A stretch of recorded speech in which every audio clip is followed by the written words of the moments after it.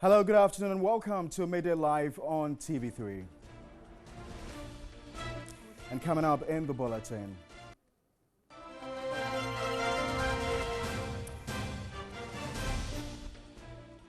Former President Rawlings in Upper West Regional Capital to commemorate June 4 will be live from there.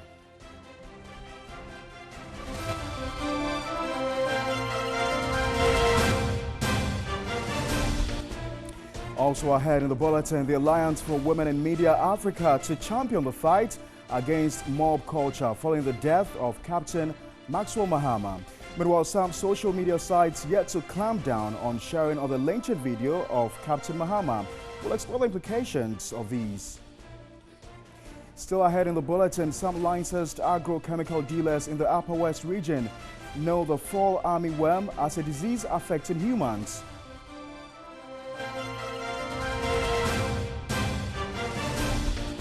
And elsewhere on the foreign front, British Prime Minister says it is time to say enough is enough as she condemned a terror attack on innocent and unarmed civilians which left 7 people dead and 48 injured in London.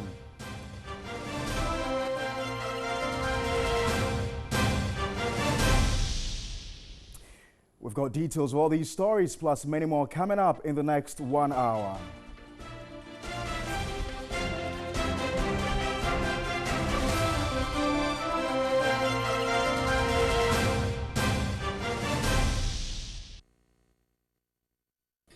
Remember, you can join us with your views, comments, and suggestions on any of our top stories this hour. Visit any of our social media pages on Facebook and on Twitter, and do well to post a comment. We begin with June 4, and former President Jerry Rawlings will climax this year's June 4 anniversary with a grand debut in the Upper West Regional Capital of Wa on Sunday, June 4, 2017.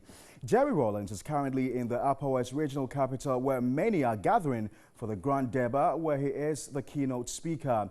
Jerry Rawlings, who arrived in the Upper West Regional Capital on Saturday, paid a courtesy call on the Upper West Regional House of Chiefs at the Warner's Palace. The ceremony, which will take place at the Tindamba JHS Park, will commence with a wreath-laying ceremony and the lighting of a perpetual flame in memory of the fallen heroes. At the Warner's Palace on Saturday, he said the country must use the death of Captain Mahama as a wake-up call on state institutions.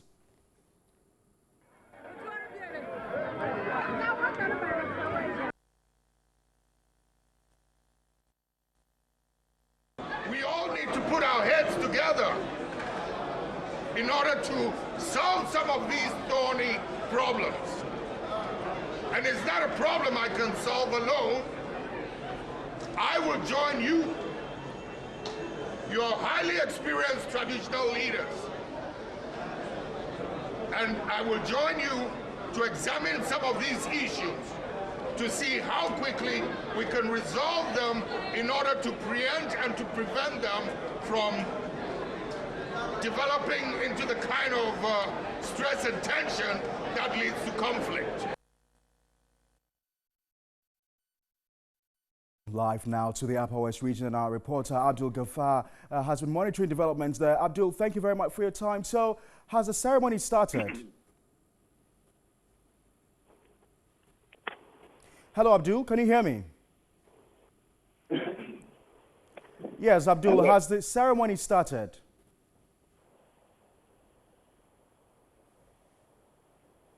Well, I'm afraid we're unable to touch base with our correspondent, Abdul Ghaffar, live from the Upper West region, where former President Jerry Rawlings is scheduled to climax this year's June 4 anniversary with a grand debut in the regional capital. As you may be aware, the former president, is currently in the region where many are gathering for the grand debut, where he is the keynote speaker. To some other stories now, and family members of the late Captain Maxwell Adam Mahama, who was a victim of a mob action in Diaso in the central region, have hit back at Reverend Owusu Bempa, who they say lied about his divine interpretation over their son's murder. Well, the leader and founder of the Glorious Word Ministry International claimed the soldier's death was an act of God, since he was using it to punish the family of former President John Mahama over his sins ahead of the 2016 general elections. Let's listen to the family.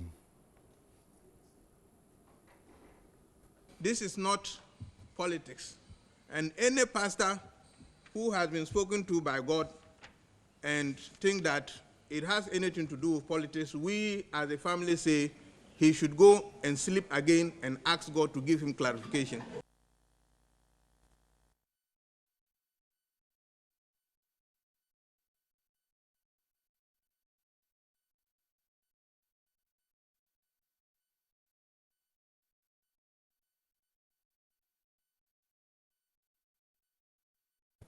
Well, still on the late Captain Mahama, the Alliance for Women in Media Africa, OMA, is outraged about the gruesome murder of Captain Maxwell Mahama after being mistaken for an armed robber.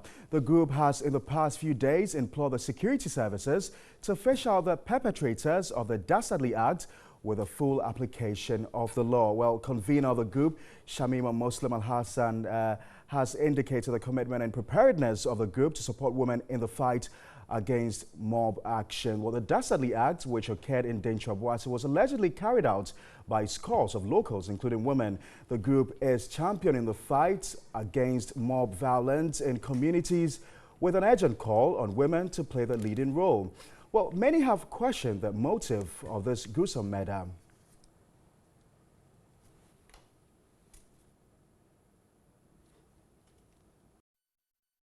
People have been arrested in connection with the murder of the late captain.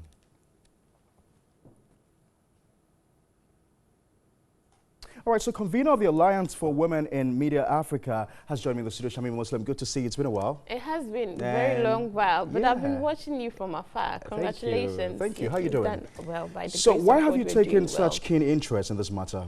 Well, for us as women, our clarion call is that when the last maternal instinct dies, humanity will die with it. Because in the history of our nation and of nations, we know that in times of war and strife, women and children are mostly affected, and so they have a greater interest in ensuring that there is peace and security. So, I mean, what happened and what we saw challenged our very notion of motherhood and what do you call it, womanhood. So we think that doing nothing is not an option. And there is clear evidence to the fact that when women organize and come together, they can become key players in brokering peace in times of war and strife. They can become peaceful sustainers. So we live in peace and then ensure that communities return to the path of harmony. You talk about the role of womanhood. Is that because in that video there appears to be an involvement of a woman?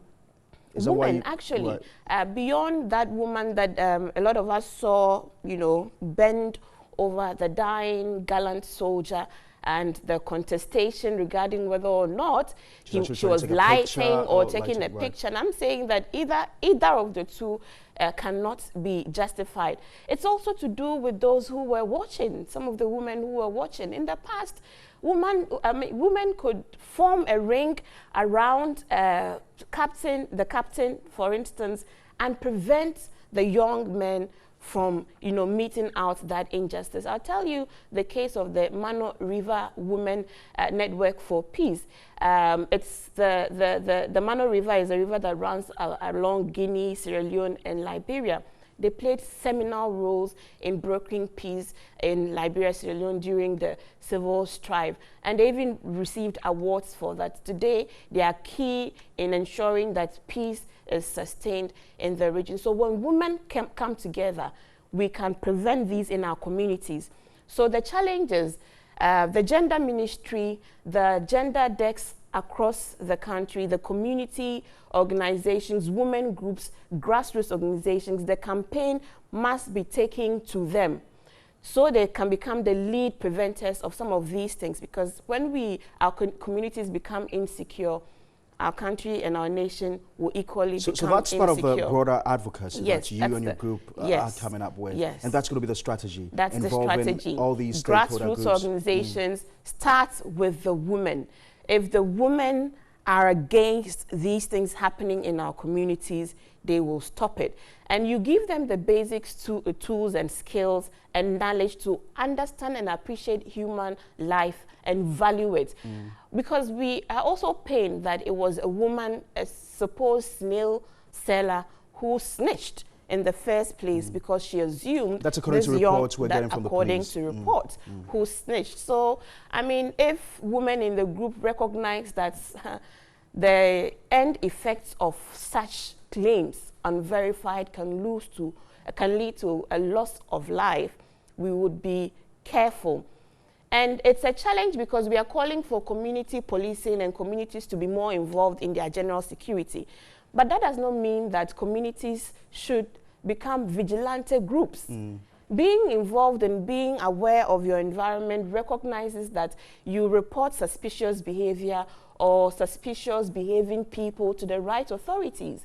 If law is working in these communities, one would have thought that they would have referred this young man to the chief's palace or the assembly to take the right action if you suspected that the person was a criminal, not take the law into your hands. Great idea, and then do Shamima. what Great we idea and saw. advocacy being championed by your group. But you do also know that this is certainly not going to be an easy one. It's going to be a Herculean task. Yes, because indeed. we have listened to women in the past who've witnessed crime, especially in Kaneshie, where they've developed what we call the see no evil, hear no evil attitude because of for fear of their lives. How are you going to ensure that these people, just beyond their selfish interest, are able to ensure that the right things are done? I think that what we're also saying that everybody should do if I were the one test. If you were the one test. And put yourself in a scenario, and it could be you. So we need to all go into our quiet moment and put ourselves in the stead of someone who could be mistaken for a criminal and killed. That's one. Or even a criminal, assuming that you are a criminal. Put yourself in the shoes of a criminal and wonder if you might want that kind of fate meted out to you. If you answer no to this question, then you should know that you have a responsibility to protect life. That is why we are a lawful society. That is why we have laws. And the, Sustainable Development Goals now, Goal 16 speaks about peace, security, justice, and also getting our institutions to work. Shamima, I'm sorry I've got to ask you this question. I mean, aren't we being hypocritical as a people? This is not the very first time we've heard of mob injustice, as I call it. We've had several instances of people being lynched and killed.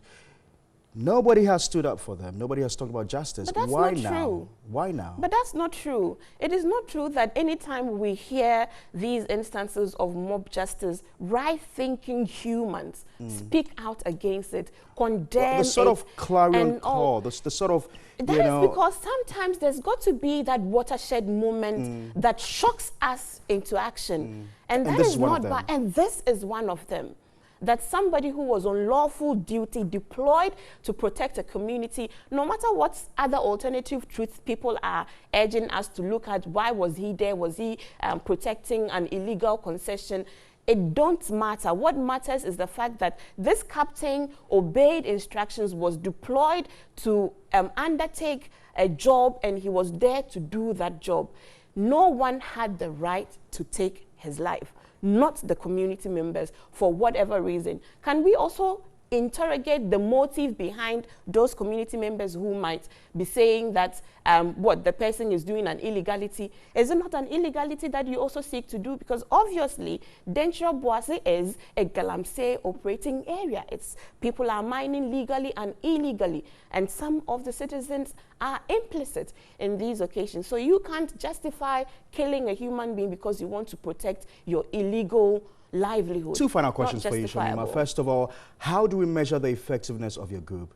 It's just started. It's just been set up. You Yes. want to come up with an advocacy. When do we begin to measure your effectiveness? Well, we are saying that we are young, but we have a lot of young women in media who are supporting this already. We are saying that doing nothing is not an option. We expect to partner with the Gender Ministry, as I have said.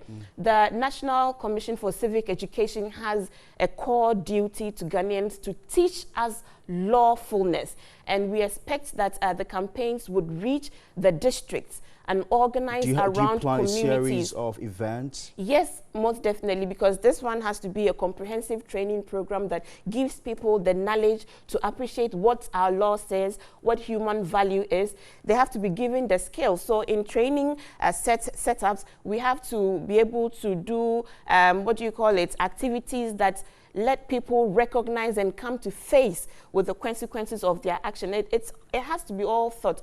But the most important thing, Pakwesi, I must add, is the fact that we need to go back to teaching civics to the young people before harsh life realities make them vengeful. Right. Because this is what it is. If we don't teach people civics, if we don't teach young people lawfulness, right and wrong, and that there's consequence for bad action and behavior, and that institution exists to protect all of us, because tomorrow you might be in a foreign land, you could be mistaken for a criminal, and your life snapped after you. Shamima, We very don't want finally, that what to would continue. what would constitute justice for the family of the late captain? Justice will be that this never happens to any human beings again.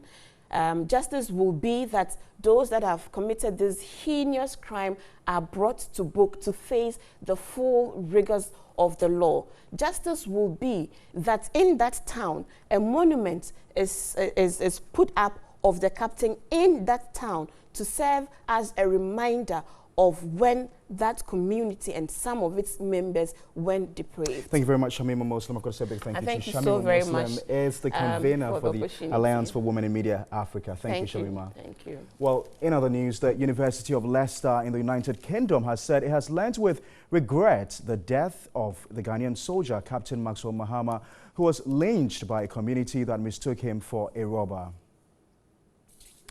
Well, the school in a post on its website said, "We have learnt with great regret of the death of Maxwell Mahama, a captain in the Ghanaian army." The school said Captain Mahama was a distance learning student in the Department of Criminology, reading for the degree of Master of Science in Security and Risk Management.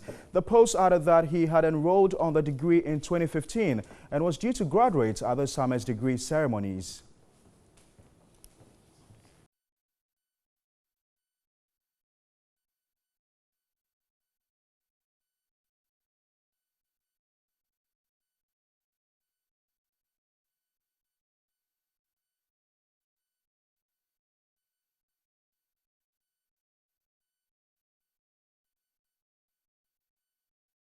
Captain Mahama, the late Captain Mahama, was in 2015 the commander of the military guard at the State of the Nation address by former President Mahama.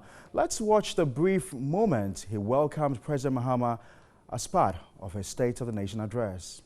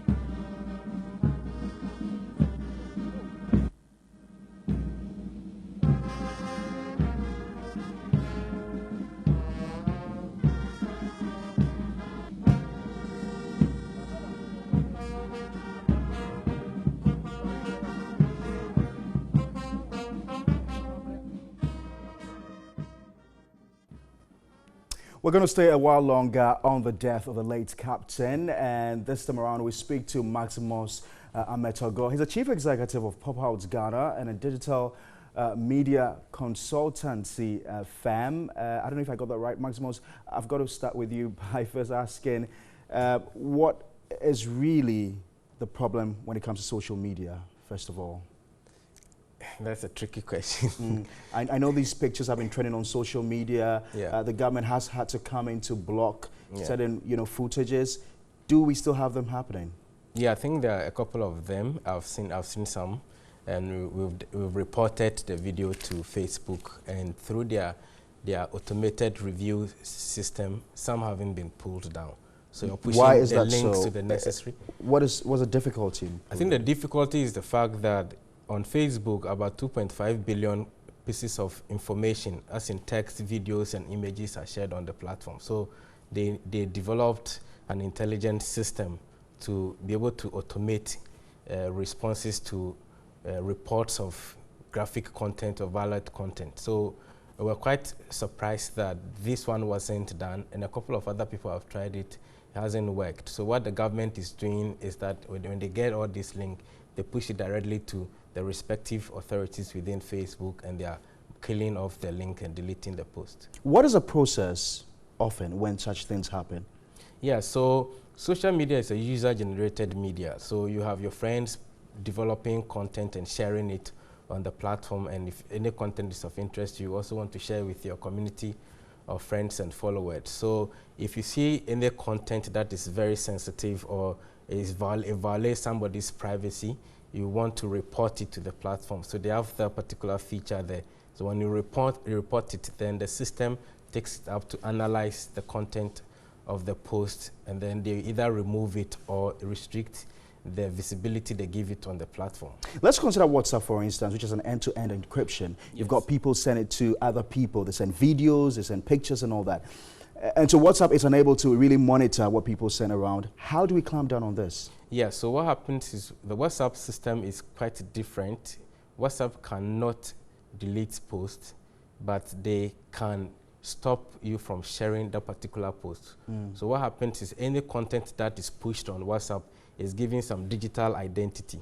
So if I pushed maybe a picture of a mango to you, that picture of the mango is giving some digital identity. So if you want WhatsApp to block that particular one, they will ask you to push that same content to them or through another system, and then they kill off the digital identity of the picture of the mango. So anybody with that same content cannot push it to another person. So some have also suggested that government shuts down the internet entirely for a number of days, so it's able to clean up the system entirely. Is this a possibility? I think that would be an overkill. It should be platform specific. So I'm not sure any of the platforms are saying they will not pull it down, but it's just that their platforms are not intelligent enough to be able to, delete or analyze this post correctly. That's why there's engagement between government and the respective platforms, so they can do those things manually, so the content does not travel on the platform.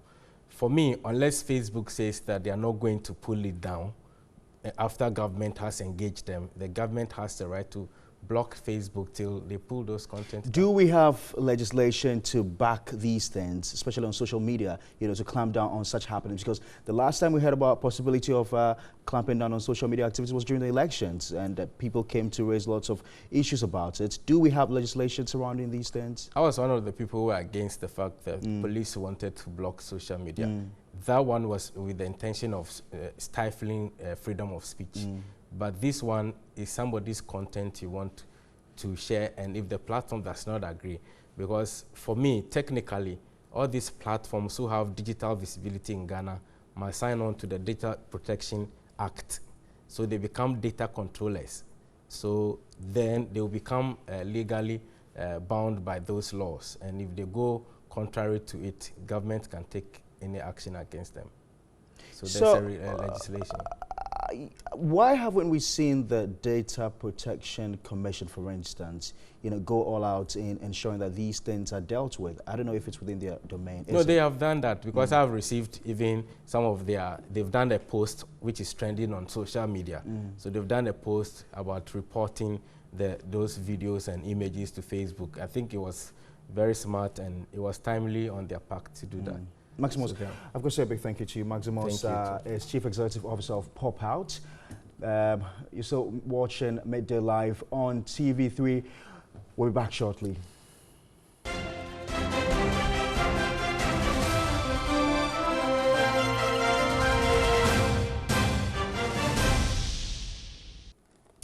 You're still watching Midday Live on TV3. Some licensed agrochemical dealers in the Upper West region know the fall armyworm as a disease affecting humans. The farmers and chemical dealers have no knowledge of the worms and are serving chemicals to farmers based on their understanding of the problem. Eva Tibuka has more. We visited some farmers on their farms who were yet to know of the fall armyworm, even though destruction has already started in some parts of the region. They rather are complaining of other pests and diseases destroying their farms for the past 4 years. Guinea corn like this, when you plant in a month time or so, you see that it will just be growing nice. Before you get it, then that ant or that worm will just chop under them and then it will die off. Those worms will also come and then be sucking their when they are bringing fresh, it's soft, then they will be sucking them. After harvesting, you will see that it will just be chaff. They say agriculture extension officers are missing in the district, but blessed with a good number of licensed agrochemical shops and dealers. Farmers all this while have been managing their farms on common knowledge. However, in these critical times of fall armyworm infestation, the news team visited some chemical shops and noted some dealers have no or little knowledge of the fall armyworm infestation. Fall armyworm? No, I've not heard of it. I picture something like a disease that can kill people or something like that. What do you use this one for? What do you use this one for? What do you use the attack for? Okay, I'm a farmer. So what can I use this one to do? In a SADA emergency and early warning sensitization and training workshop for agriculture stakeholders on control of the fall armyworm, farmers were taught about controlling and managing the pest. Part of the mandate of SADA includes looking at livelihoods. You are not looking at only agriculture, but all the other things that goes to help the environment in which the people live. And this SADA approach, I must commend them for taking this action at this time. SADA officials are appealing to all stakeholders to join hands in educating and sensitizing actors within the agri value chain and also controlling the pest. Meanwhile, government has also started the free nationwide chemical distribution in control of the fall worms.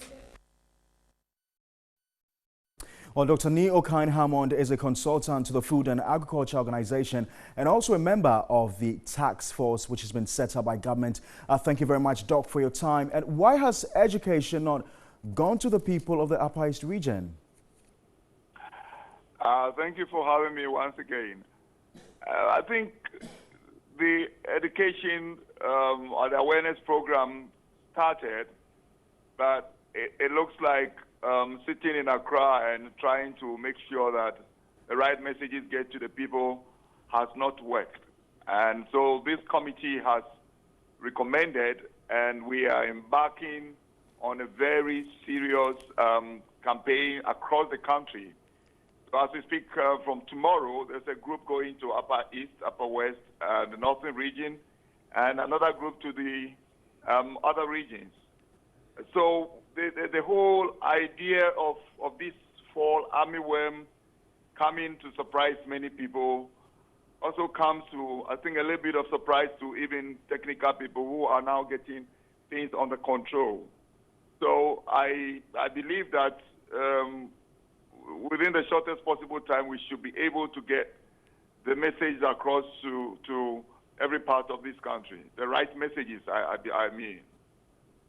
You would agree with me that, you know, when the task force was set up and all the parameters that were given to you as a task force, if you've had to wait all this while for people in the Upper East region to be undergoing these activities, certainly you have failed as a task force. Your committee has indeed failed. Well, we were not waiting for people to complain before we come in. The task force job was immediately to dispatch the appropriate pesticides with the messages that are attached to how to use it and how to go about it. And I believe that that message went out, but how it was delivered within the various districts was another thing which we had to verify and realize that no, the messages are not hitting the right target. So we got to follow up and get into the field. But immediately what we thought should be is to deliver the product, give the necessary guidelines, explain to people what we have been mandated to do and get the results as quickly as possible from the field.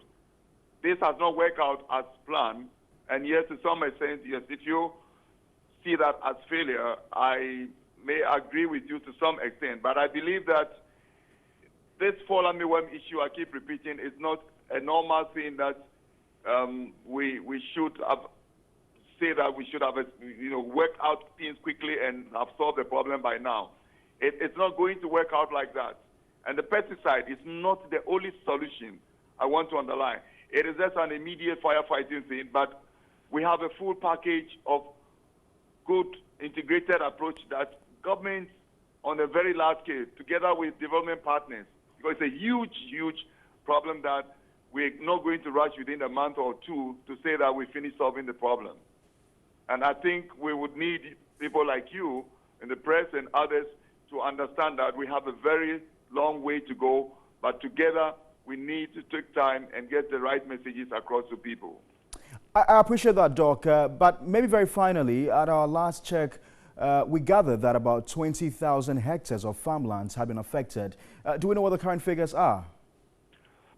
As we speak, I could say that roughly about 48,000 hectares of maize have been affected. 48,000 hectares. The latest figure we had as at Thursday, or Wednesday or Thursday. 48,000 hectares, sir? Did you say yes. that? That's alarming, sir. It is. And what is more alarming is that this is only maize, and this is also a pest that would go on rice. But the good news is that the experience we have gathered, let me say the lessons we have learned from where we are so far should help us to protect what is left and be able to prevent any further destructions.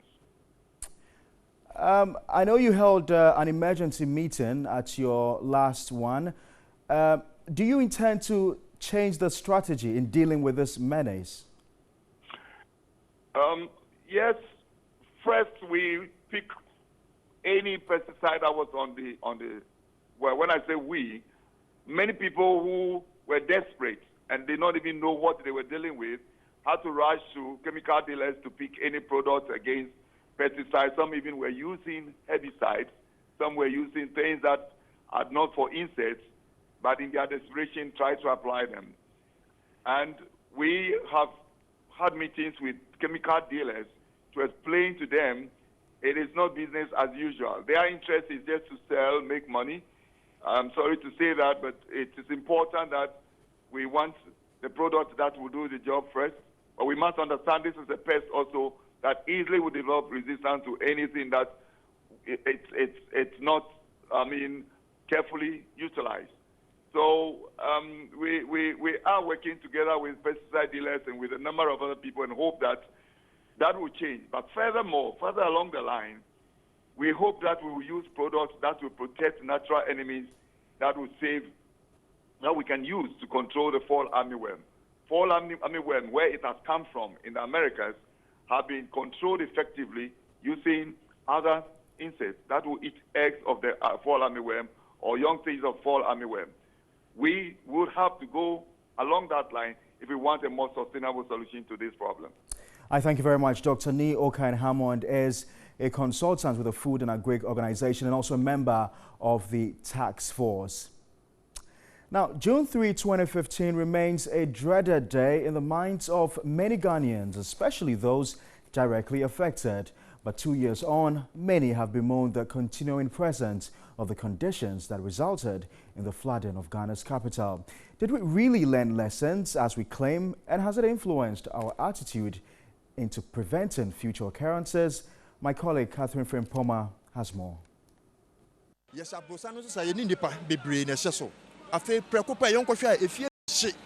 We suddenly saw a building in flames spreading from one end to the other. From street end to street end. On the night of June 3, 2015, when a loud explosion was heard at the Kwame Nkrumah Circle, little did Ghanaians know that it was the beginning of a major disaster in the history of the country. We heard an explosion from the filling station, which immediately spread to our house. It's been 2 years, and to many, it is business as usual. But to those directly affected, the sound of rings sparks fear and anxiety.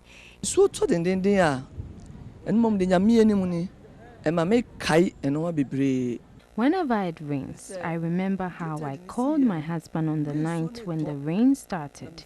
He assured me how he was safe, only for me to be called to identify his body the following day. It affected their way of life. I always rush to get home at the sign of rains. I have also resolved not to litter the environment. For me, I now gather water sachet, which even earns me money. According to the investigation committee's report, the disaster was caused by fire and flood that struck. The oil filling station was careless for not covering its petrol tanks. 154 people perished in the disaster, with many others getting injured. 5 houses, including the oil filling station, suffered various degrees of damage as a result of the fire, valued at 1,658,847 cedis. Motor vehicles, including a fuel tanker, were burnt beyond repairs. Never again became the mantra. While many would want to focus on the disaster as a mere outcome of natural happenings, let's remind ourselves that the flood did not just occur because it rained, but it happened because drains were choked by citizens' garbage, and some gutters and even streams were also blocked because we have built in the waterways. 2 years on, what has changed? The compound here I'm talking about, there's some dirtiness around here. We're not supposed to be here. Those robbers. People will shit in a box and come and throw it in the car here. They should be having people who secure the place very good way and stop people putting the rubbish here. The Kwame Nkrumah Circle is now Accra, Dubai, suggestive of better infrastructure to deal with flooding and traffic congestion. The traffic might have reduced, but the area still floods anytime it rains. Most of the storm drains that move into the main Odo goes into it in 90 degrees. So the engineers must come on board so that they will redirect the way the storm drain gets into the Odo. Dredging of the Odo drain seemed to be the only recommendation that has received attention. So what happened to other recommendations in the report, which includes the ban on the use of plastics as carrier bags, water dispensers and cooked food containers, certification and licensing of fuel station attendants, among others?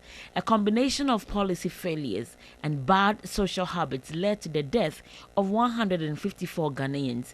Yet we look on as the city decays. The capital is still associated with filth, congestion, poor planning and pollution. So do we really mean it when we say never again, or it is a mere rhetoric? Catherine Frimpoma, TV3 News, Accra. You're still watching Midday Live on TV3. We'll take a short break. When we return, we'll bring you the very latest in the world of sports.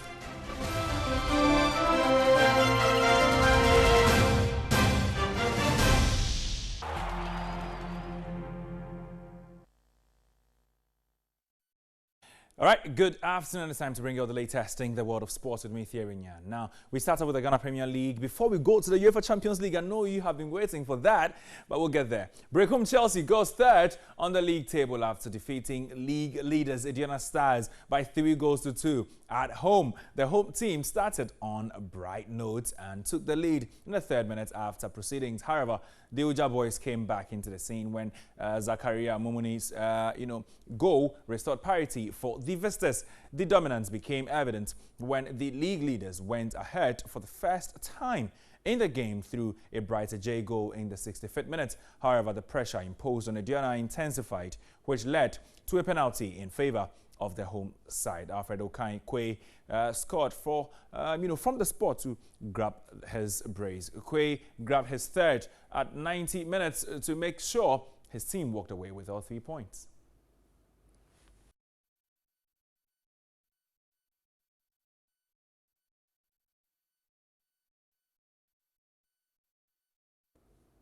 Now still in the Ghana Premier League this weekend, match day 17. Remember, the stakes are higher and the clubs involved are feeling the pressure. After Brecum Chelsea humbled leaders Aduana Stars in the 3-2 victory, Wafa may be the biggest winners from that result should they defeat Hearts Sunday afternoon. That game is at Sugakope, which makes it even more interesting after the Phobians beat them in the first round. A win for Hearts will see them close the gap on Wafa. In other games, Midday are the highest flying side in the league now, judging by the last 5 games barometer, and they face struggling Elmina Sharks. Asante Kotoko will seek redemption after their defeat to Great Olympics at the end of the first round. Steve Pollack and his boys must win to keep their title dreams alive. Ashgold will look for a win against Ebusua Dwarfs to attempt to escape the red zone. Bogal Stars clash with Inter Allies, while Tema Youth face Liberty Professionals.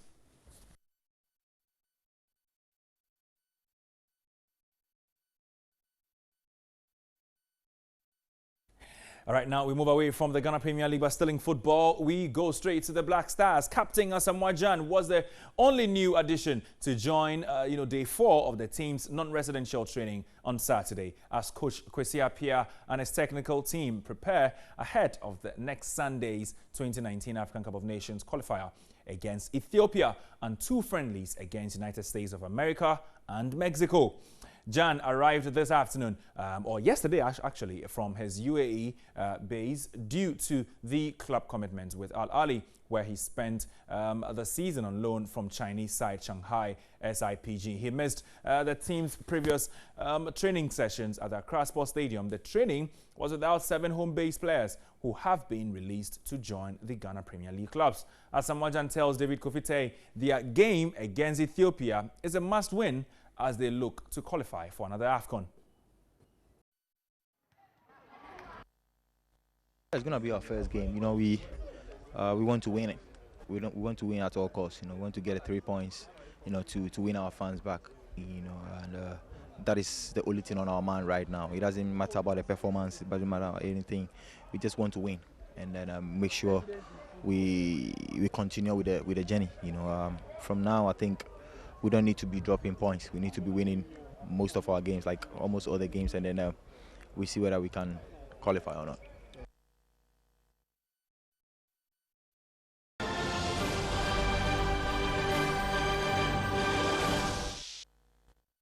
You're also watching Midday Live on TV3. Now, London Prime Minister Theresa May says it's time to say enough is enough as she condemned a terror attack on innocent and unarmed civilians, which left 7 people dead and 48 injured in London.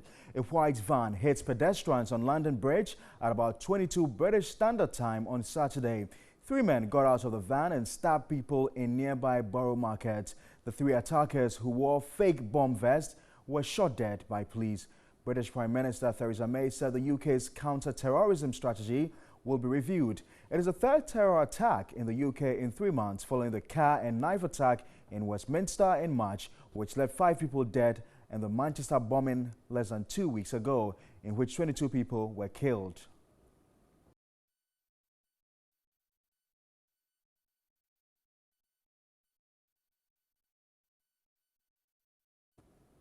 Right, so that's all for Midday Live here on TV3. Thanks very much for watching. My name is Parkwisi Asari. We've got News 360 at 7. Enjoy your day.